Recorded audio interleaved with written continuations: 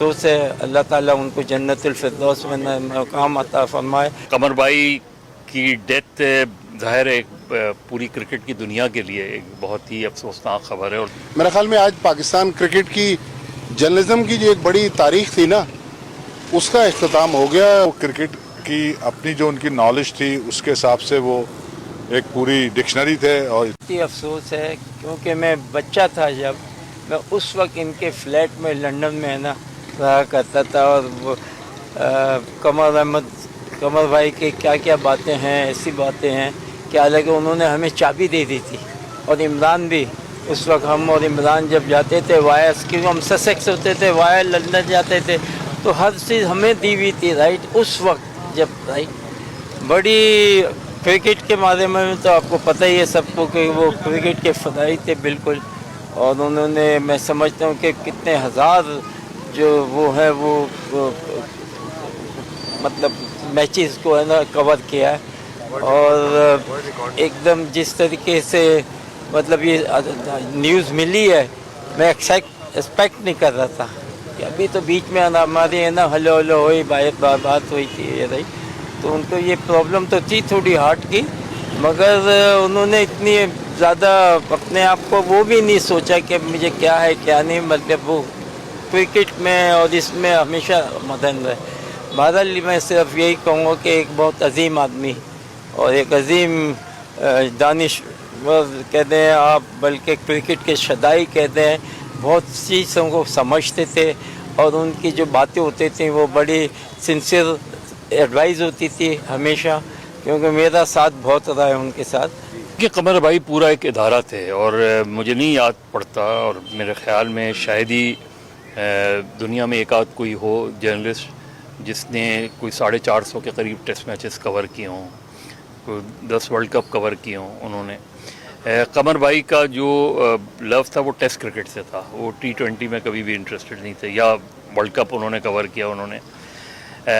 कमर भाई की डेथ ज़ाहिर है पूरी क्रिकेट की दुनिया के लिए एक बहुत ही अफसोसनाक खबर है। और दुनिया में उनके जो चाहने वाले हैं वो सिर्फ जर्नलिस्ट नहीं हैं, उनके चाहने वालों में दुनिया के नामवर क्रिकेटर्स, चाहे विव रिचर्ड, आखिरी मुलाकात उनकी विव रिचर्ड से ही हुई थी इधर कराची में ही।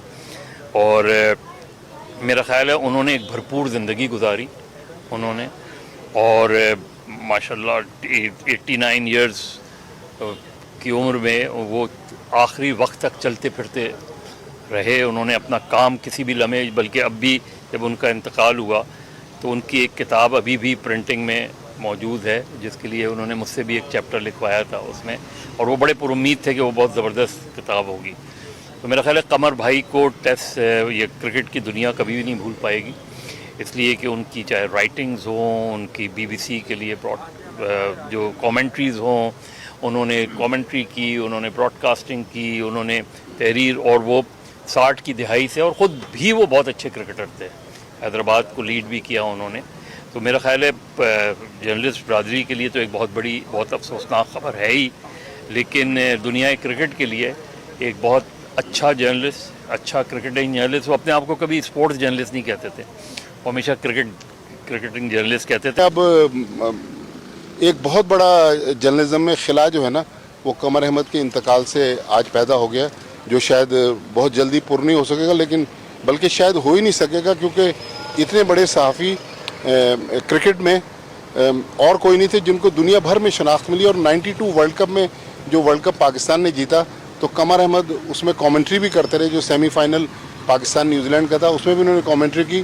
तो बहुत बड़े इंसान थे और बहुत नफीस इंसान थे। उनके साथ जब भी हम बैठते थे उनसे सीखने का मौका मिलता था। तो मेरे ख्याल में आज एक बहुत बड़ा बाब जो था वो ख़त्म हो गया।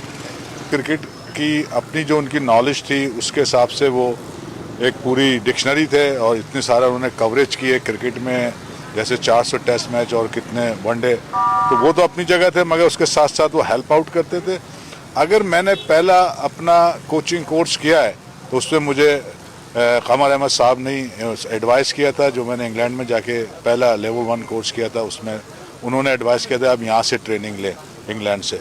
तो मेरे बहुत अच्छे पर्सनल ताल्लुकात थे उनसे, और मेरे घर भी आते थे और मैं जाता था। एक अच्छे इंसान थे साफ गो थे, اور اکثر لوگوں سے کچھ لوگوں کی ناراضگی بھی ہو جاتی تھی، مگر اینی ہاؤ ایک بڑا نقصان اس شکل میں کہ کرکٹ کے حوالے سے اگر میں بات کروں اور ہمیں ان کی گائیڈنس رہتی تھی، اب وہ نہیں ملے گی.